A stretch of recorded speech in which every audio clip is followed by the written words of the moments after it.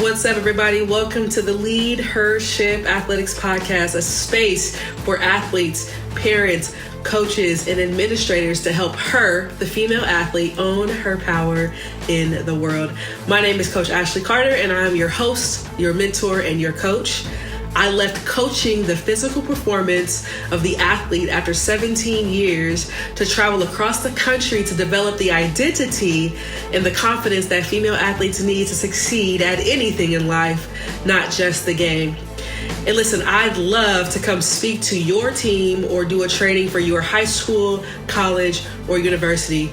So if you are an athlete, share this podcast with your coach or your athletic director, and also give them my email address, which would be info@LeadHershipAthletics.com. Also, if you are a coach, feel free to also connect with me at that same email address, which again, info@LeadHershipAthletics.com. By the way, I look forward to seeing you guys or working with you all in the future. But until then, let's get to the episode.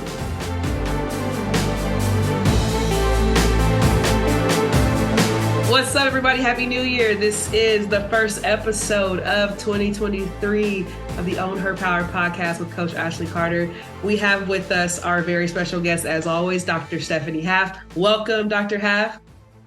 Thank you. Happy New Year. Yes.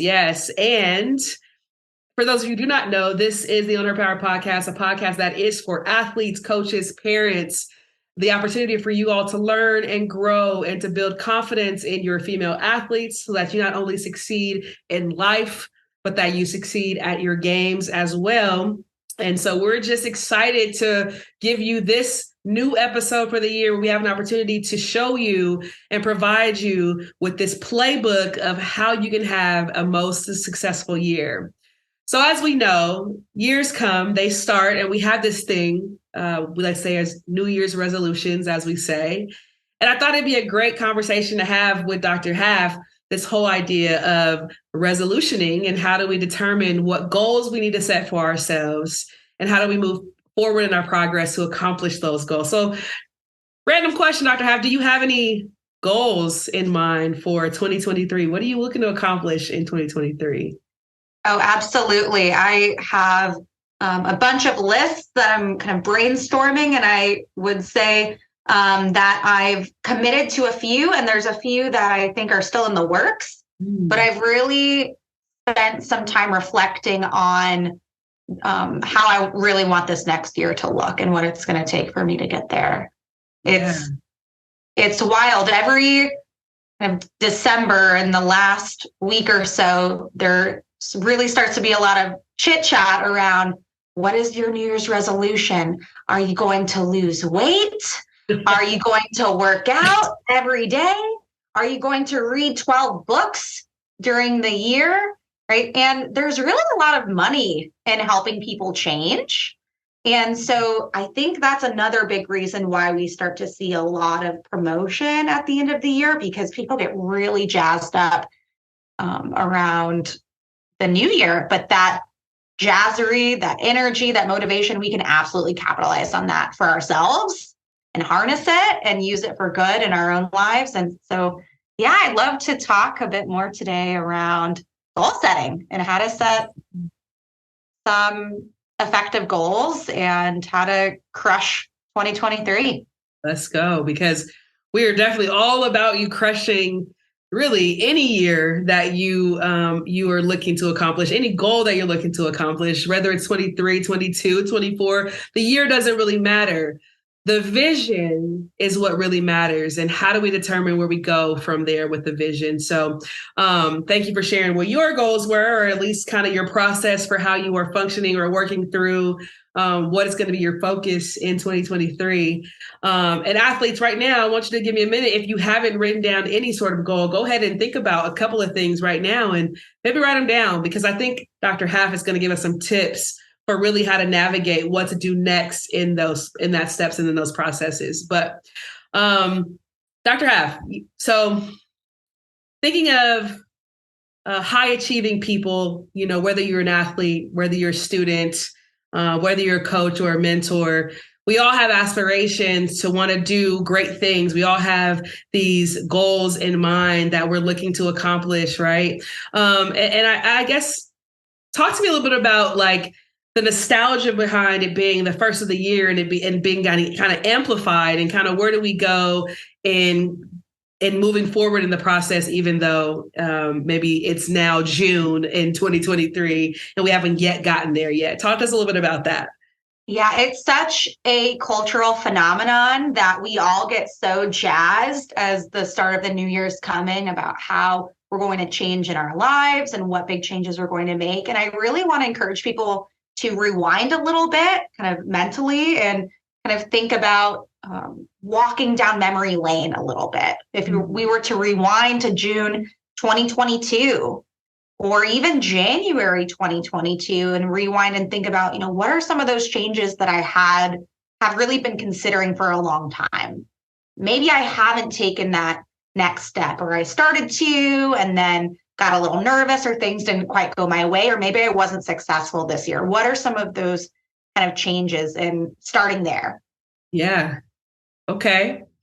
Yeah. So let's think about, I'll give an example of myself. So while we're kind of thinking about this process, so June 2022, wrapping up our last year, I was thinking about, I actually was reflecting about this the other day, about the idea of where I was back then in June, even, or the transitioning from a coach full time to now running my business full time. And June is a very kind of crucial time of year for me in that aspect. It's when I decided to leave coaching after 17 years of coaching an athlete on the field to spend more time developing the athlete off the field.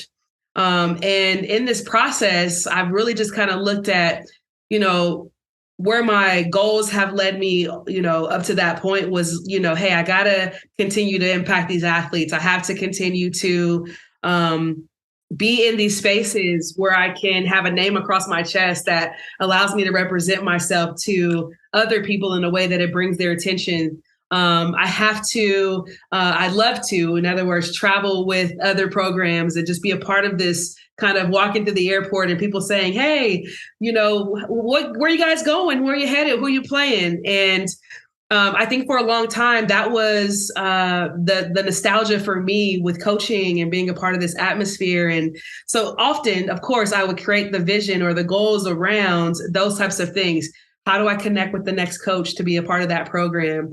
How do I determine to get my resume in, or how do I update my skills in a way that's going to allow me to be a part of this program? What certification do I need to get over the break to make sure that I'm ready to go for next year? So there's all these things that I thought about based on that vision or that goal. And so I think that's probably one of the first things that you have to do when it comes to kind of creating a goal. What would you say so, Dr. Haft?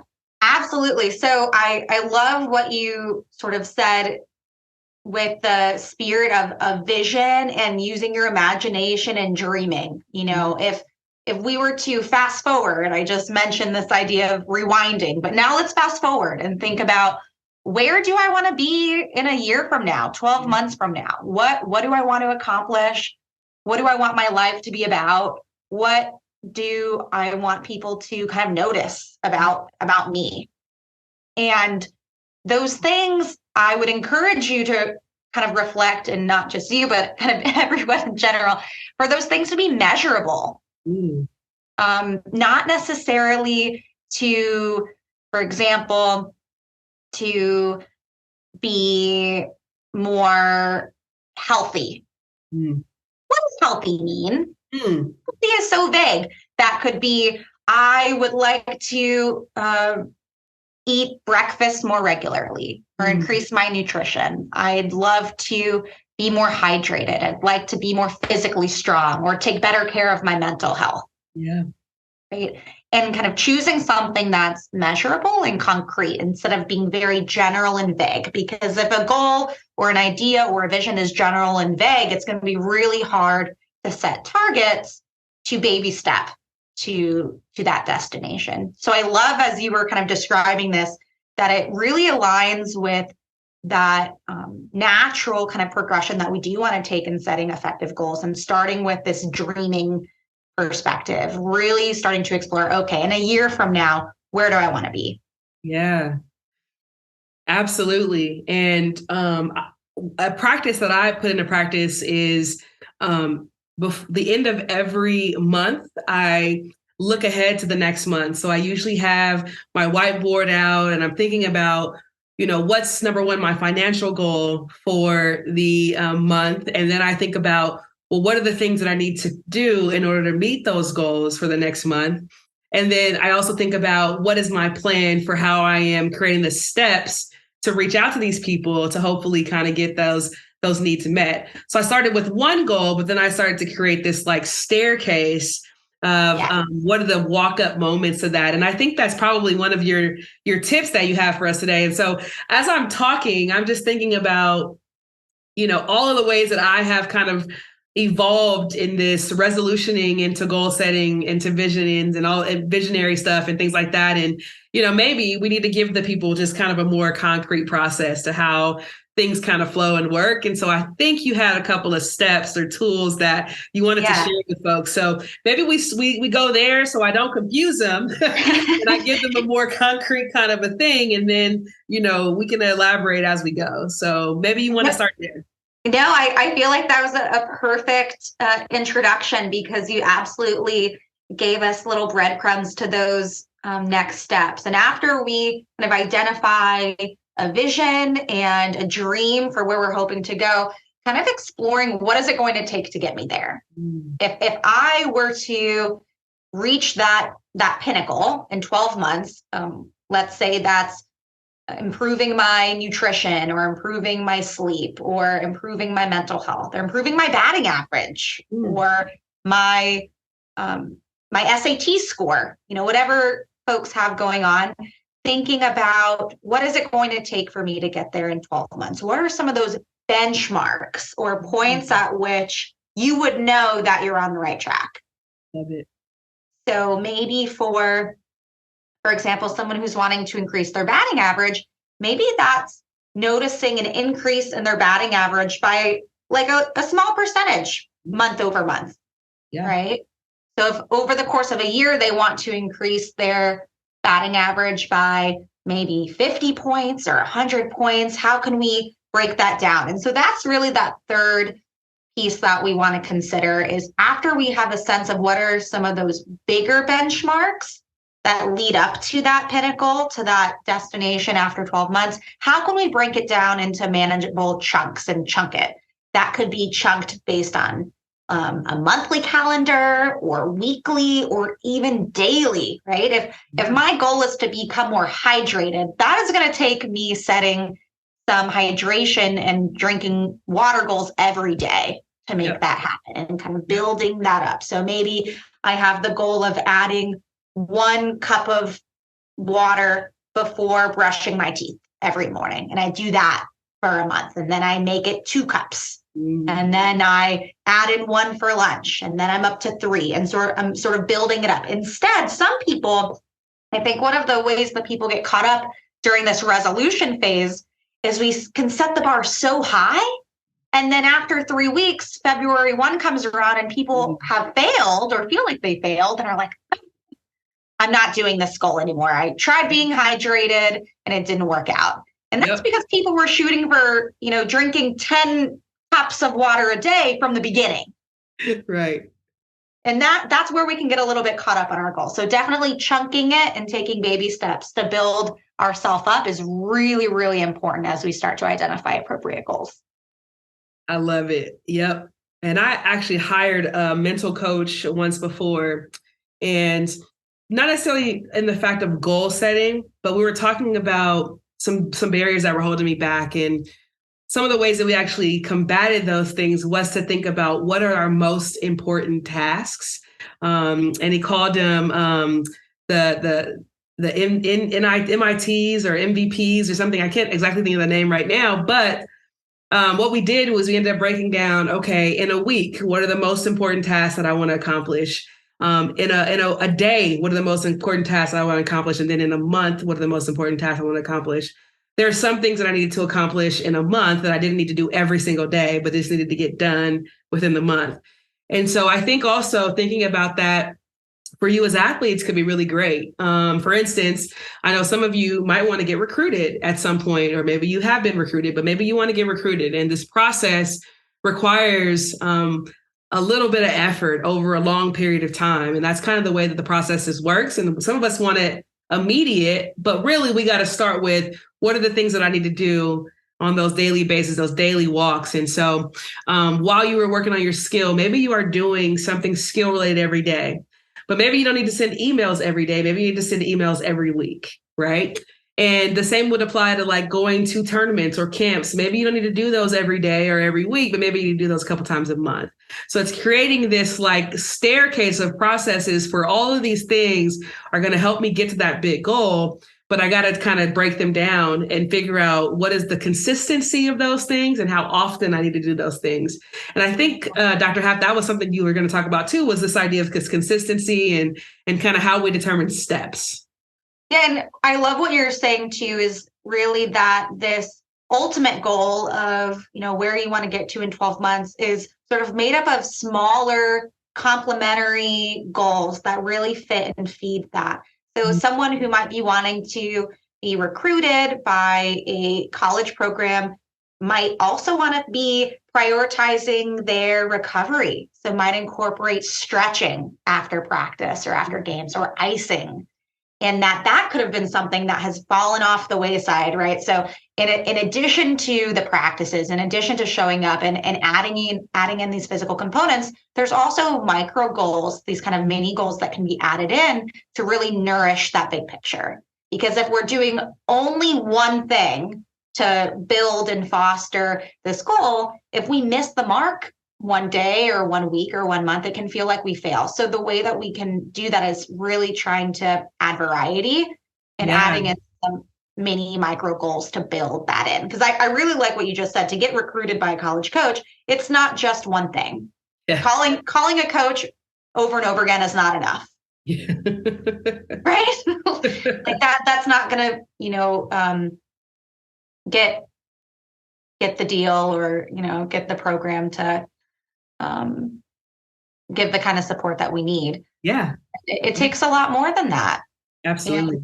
And so kind of creating a sense of, what does that look like for me? What does that look like for where I am in my journey? Am I an 8th grader? Am I a senior in high school? Those steps would be very different. Yep. And how we're taking care of our bodies would also look very different. Yeah. Yeah. You actually got me thinking real quick, just about the idea of the things that influence your goal timeline, or things that influence your goal and the vision as a whole. And so I think that actually kind of goes into the identification process of like determining, I have this goal, but what are the outside elements that kind of create the urgency or the priority of which ones need to come first. And I think sometimes when we're resolutioning, like at the beginning of the year, we're trying to do everything all at once, but perhaps everything all at once is not necessarily required. And it does probably create some sort of sense of burnout. So any advice to how we would determine priority when it comes to identifying which goals we attack first? Ooh, that is such a good question. I think it really comes down to what's most important. And if there's something that takes priority in terms of your values and what matters most to you as a person, I think that is really what should shape how you prioritize your time. So maybe family is the most important thing in your life. And so goals related to family and connection should take priority over goals related to academics, for example. Yeah. And really structuring your time around, making it so that your values match your time allocation. So that can also reduce burnout. If we're spending all of our time doing something that's actually not that important to us, we might build some frustration or resentment or get a little snarky or troubled by that because we really want to fill our cup with things that are important to us and nourish us. So I would encourage people to reflect on what really matters most to me and to put those things at the top of the list. I love it. I think that's such a good point. And I think it is an art form that I think athletes, parents, even coaches even need to spend more time on, really thinking about first my values and matching our time to that process. So I think that's an episode for sure for another day that we'll definitely get into. But as we kind of wrap up, this new year, we don't want to take up too much of your time because we know you're probably got to get to the gym or do something towards your goals. Yeah. Any final thoughts you want to kind of bring up for the folks, or you think do you have anything else for them before we kind of wrap up today? For sure. So when we're thinking about setting these goals, once we feel like we have a great target, it's really important that we're tracking our progress. So just saying it at the beginning of the year isn't enough. Those benchmarks that we talked about a little while ago, we need to keep an eye on whether we're meeting those benchmarks. So having some type of way to track that, maybe that's a note in your phone or a document on your computer or a sticky note on your bedroom wall, some way to really track the things that matter to you. So if those are monthly goals, writing down January, February, March, and am I meeting those benchmarks? Am I meeting those expectations? Also rewarding yourself for those benchmarks. So if you hit your January goal, I want you to reward yourself with something that is meaningful for you. And kind of another piece for this goal setting is making sure to tell everyone. Everyone who matters to you should know really what you're working on to hold you accountable. I love it. And that's really, really important. And I think maybe for a future podcast, we can talk more about staying consistent and how to do that, because injuries happen and that can feel like it throws a big curveball in our ability to stay consistent with our goals. Yeah. So maybe I'll put a pause here, and this is something that we can continue to talk about next time. Yeah, I love that.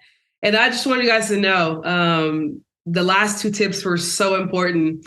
And, I brought Dr. Haft on to my staff a couple months ago, and she's been just awesome and great to this process and this experience. And as we were having our end of the year meeting, we sat down and she made me write some goals down for where I wanted to be with the company. And, along with that, she also told me that I had to reward myself when I did meet those goals. So trust me, advice she has given you, we are also very much so practicing.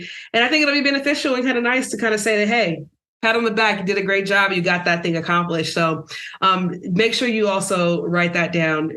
Tell the people that are in your support system, and for sure reward yourself. So absolutely. And I would love to actually hear if folks have really been reflecting while listening to this podcast and think that they want to share and have us be, another window to hold them accountable. I would love for folks to comment what their New Year's resolution is, and kind of pushing beyond the resolutioning idea and setting those goals for 2023. I'd love to hear what people have came up with for this year. I love it. And don't be scared by it. Put it out there. I think it'll really help you.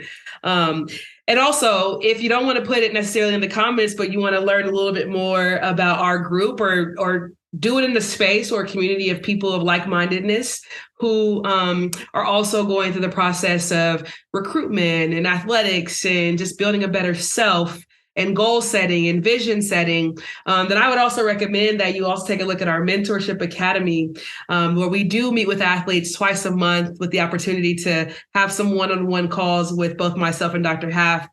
But it's a space, right, where you have the opportunity to be a little more vulnerable, have a little more courage, gain some skill, have the conversation.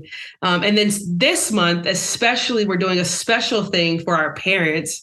We're allowing our parents to also come in to their own meeting to figure out how to best empower her, and not just parents, but just their community support system, anyone that's a part of the athlete's life, we want to make sure that you are a part of that conversation. So make sure that you look down below in the comments for the link to sign up for our Empower Her huddle that will be happening the 12th of this month. So looking forward to having you guys. Dr. Haft, thank you so much for your time. I hope you have an awesome, prosperous year.